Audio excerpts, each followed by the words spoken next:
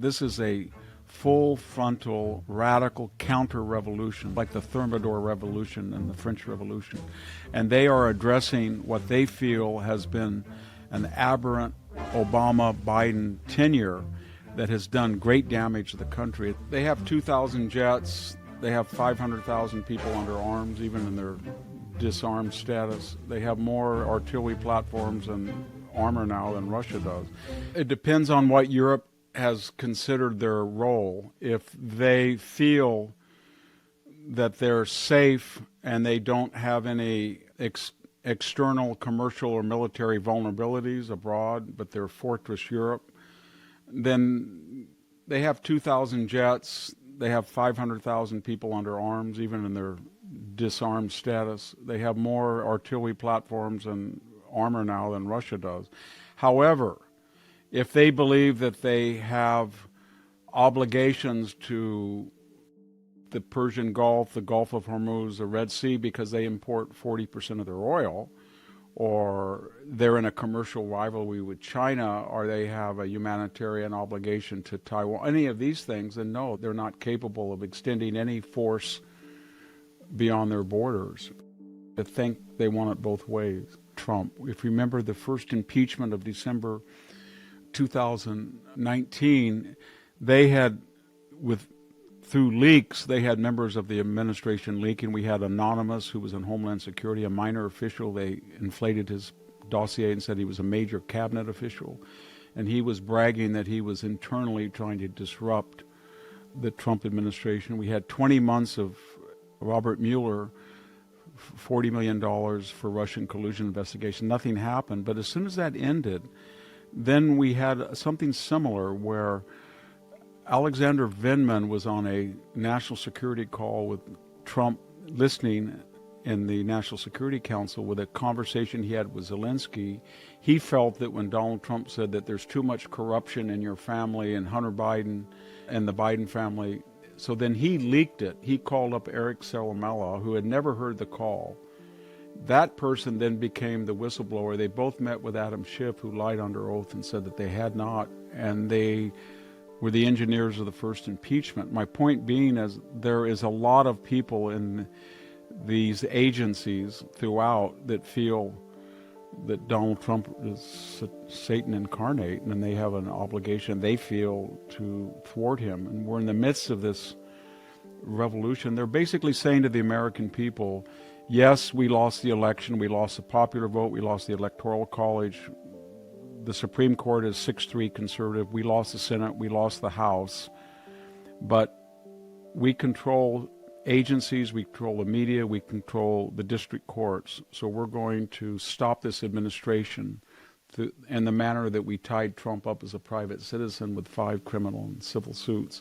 And we're going to continue that lawfare 2.0, and we're going to leak, just like Vindman leaked, just like Anonymous leaked, and we're going to try to delay this one-term presidency and run out the clock. And that's what they're doing in a variety of ways. Sometimes they take to the street. The violent counterpart to what you're talking about, leaking, is organizing groups to destroy Tesla charging stations, go after individual Tesla owners, dox the ownership list, and all on the assumption that they won't face any consequences because the Trump administration it's been encountering judges, street people, universities, and they can't react all at once.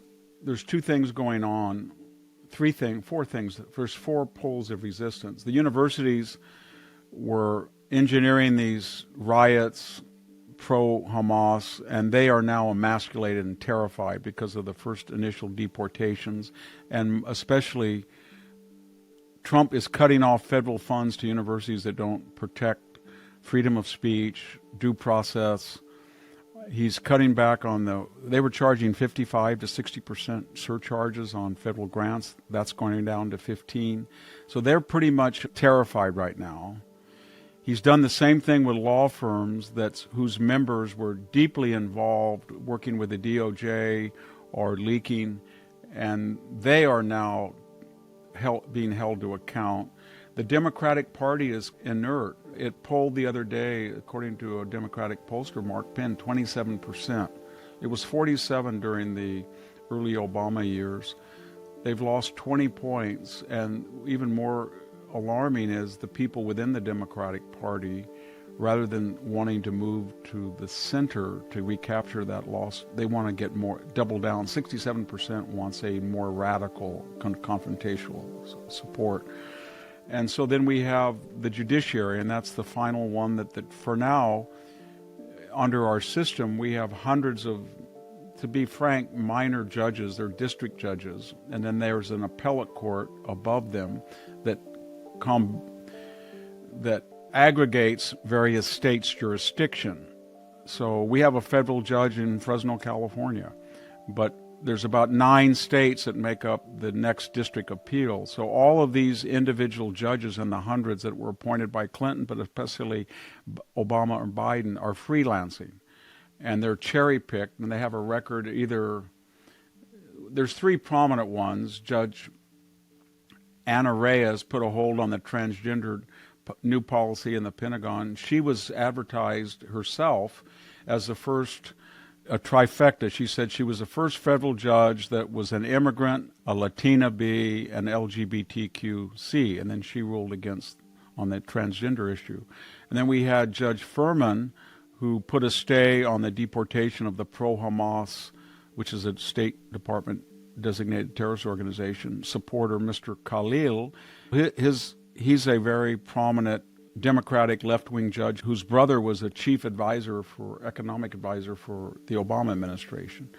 And then we have this Bosenberg, the latest one, and he was very prominent as a FISA court judge. He's he's a Biden-appointed judge, but he was the one that when Eric Kleinsmith, leftist FBI lawyer, forged documents and tried to delude the FISA court into illegally surveilling people in the Trump campaign, and they were found out that he had forged the evidence, he gave him complete probation. He said he felt empathetic to the person. He had suffered enough.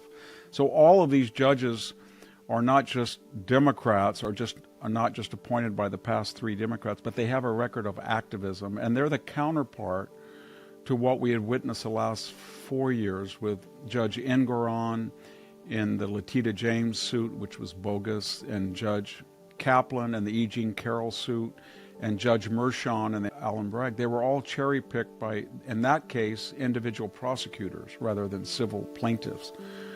And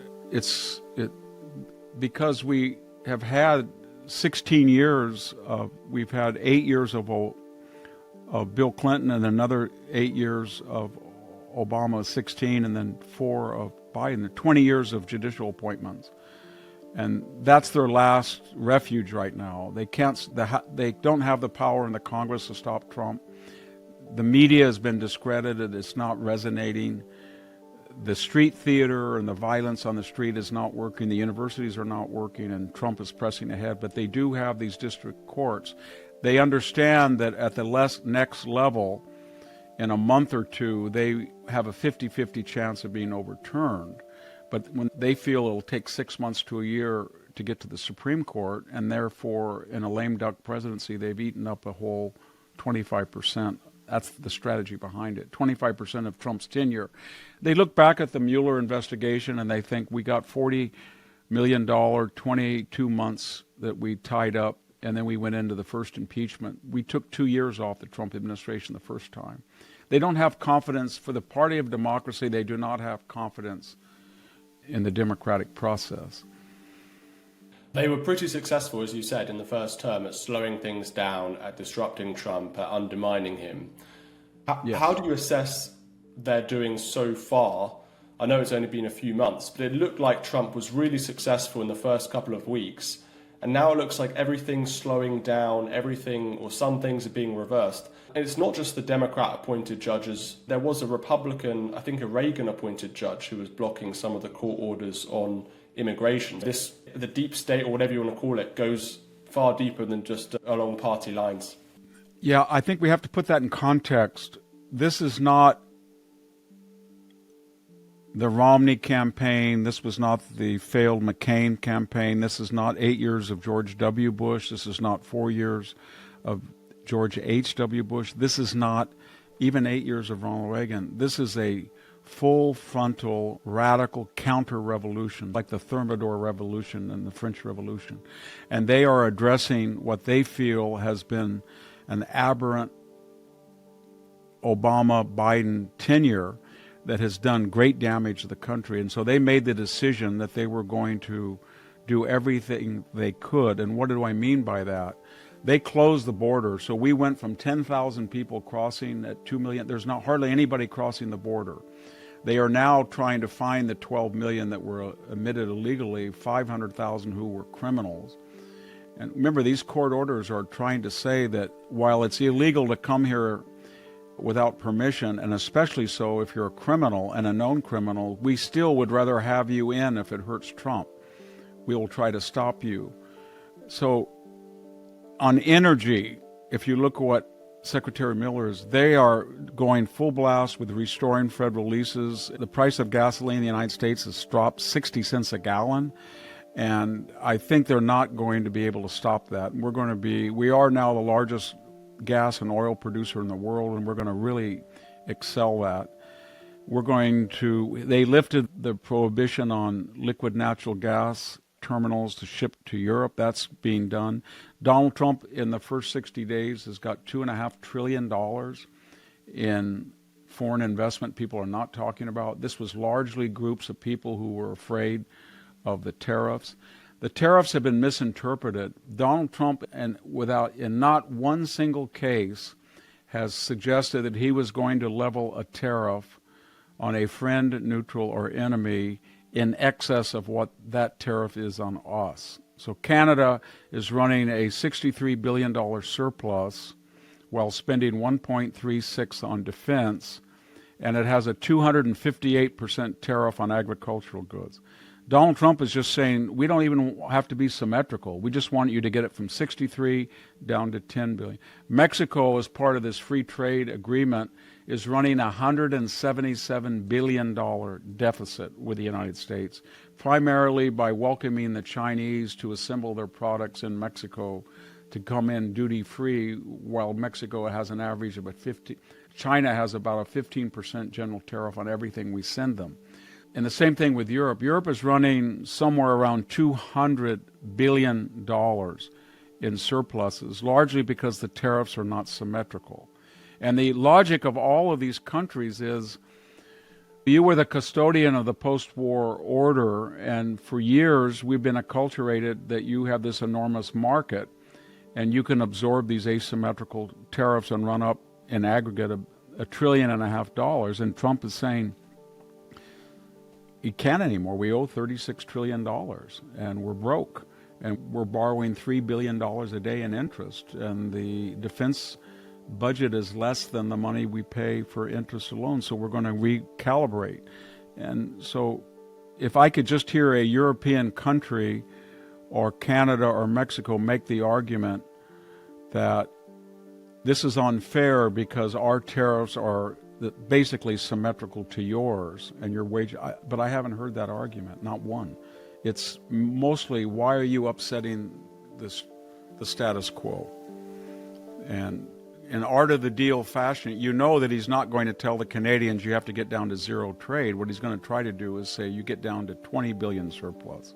He's telling the Mexicans, I can't take 175 billion on top of 63 billion in remittances of your 30 million people who came here illegally, the vast majority which are subsidized on public support to free up cash to send you 63 billion, in addition to the 20 to 30 billion that you're making by sending in fentanyl in here, and which is laced and hidden as less toxic drugs so people will take it, and it's killing 70 million. So we don't want you to take 250 billion a year out of our economy.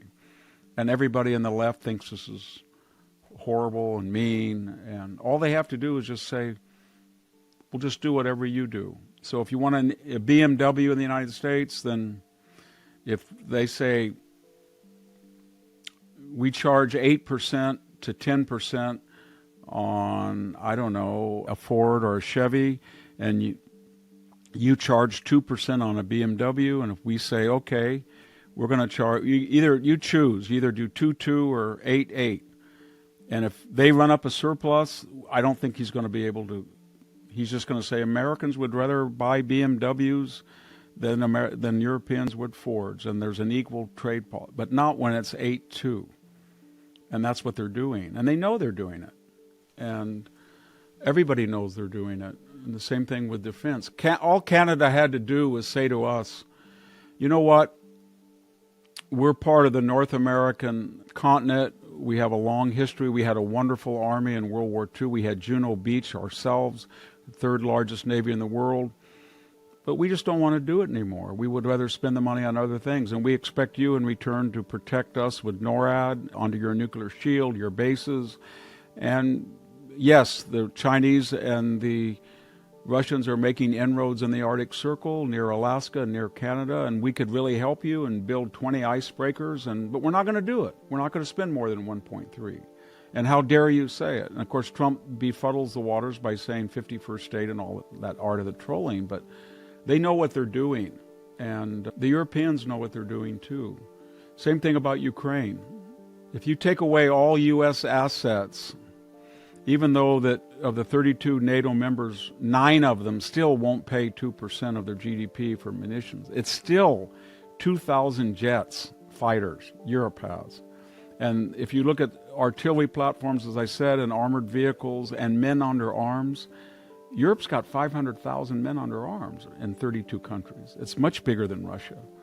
It would be as if the United States said, we can't control our border, and we weren't spending anything on defense, or 1.6, and we asked you guys to come over here and patrol it for us. And people, Trump, as an agitator, roused up the people, but it's of its own now. And if you look at the actual polls, this is what's so fascinating about the Democratic Party.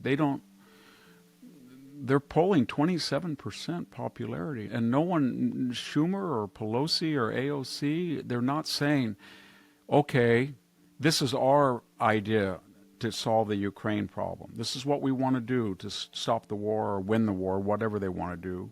This is what we want to do as far as the trade deficit of $1.5 trillion. This is how we're going to reduce the $36 trillion debt. This is how we're going to stop.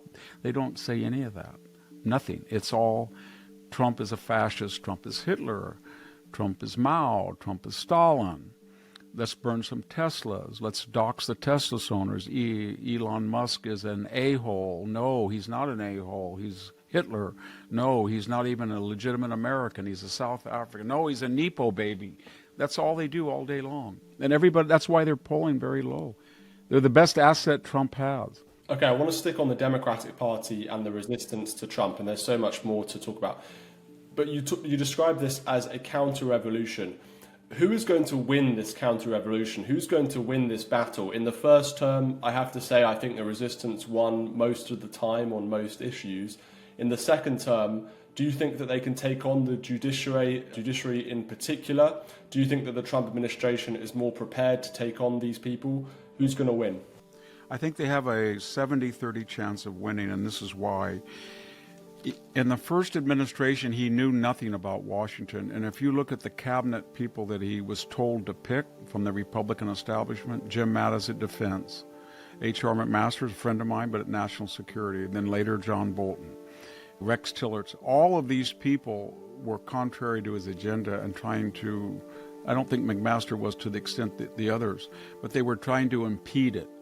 And he didn't, and then even given that, he went into 2020 in January with 1.4 inflation, almost 3% GDP, and he was going to win that election if it had not been for COVID, the lockdown, the George Floyd.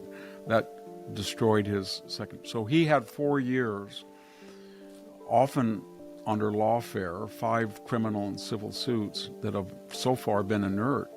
But my point is, this time he came around, and he doesn't have all those extraneous circumstances, but he's been studying how to do it. So if you look at all the cabinet selections, they have one thing in common. 2 things. One, they're force multiplier of his agenda. They're more aggressive than he is. And in the same general direction. And number 2, they've all been victims of the agencies that they're going to run. They went after Kash Patel, the FBI, and tried to destroy him. They went after Pete Hegseth when he wrote a book. The Pentagon tried to destroy him. They went after Tulsi Gabbard. All of these people, Pam Bondi, they despise. So they've got a very energized, competent team. They also have a third trait. Whether it's good or bad, I don't know, but they're all experienced communicators. They all come from podcasting, media, radio, and they're very good. You saw that with J.D. Vance, to take one example. So he's got a very loyal, energized team. The issues, if you look at the polls on the border, on the economy, maybe the economy's 50-50 now, but the border, transgenderism, illegal immigration, Ukraine, it's all running 60% and above pro-Trump. So he's got the public still on his side.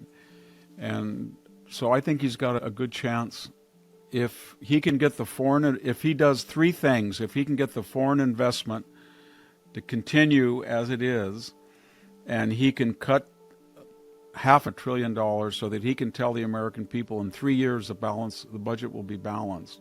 And those people laid off, we're going to have more private sector jobs from the foreign investment. And he has a ceasefire in Ukraine, I think he'll be very successful. And I think he's got a good chance at all of them. But it looks like the economy is struggling at the moment. The stock market has taken some hits. Some people are predicting a recession.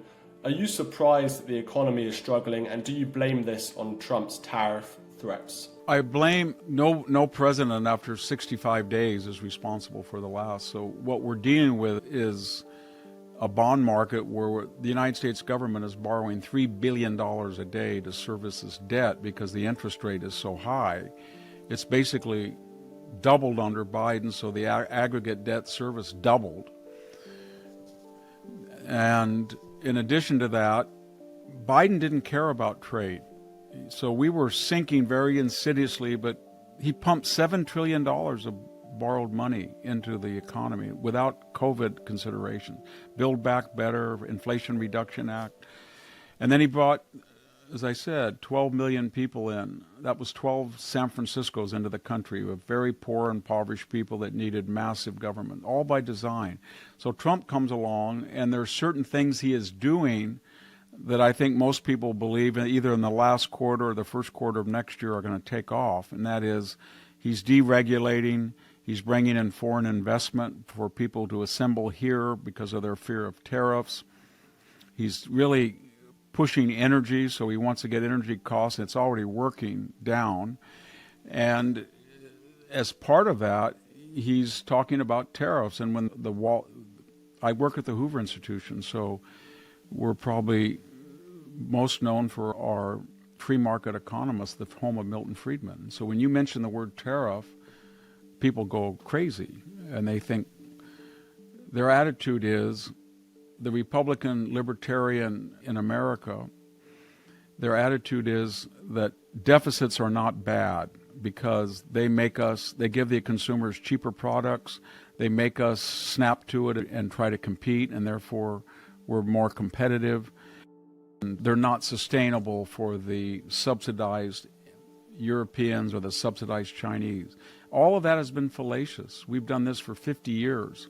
And we've hollowed out the interior, and every time they say a European farmer can't sustain that big subsidy of the EU, they do.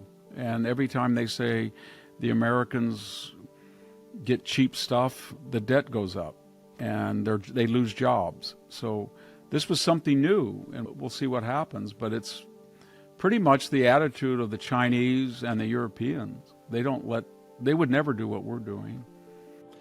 You mentioned Canada earlier. This has been one of the trickier relationships with President Trump.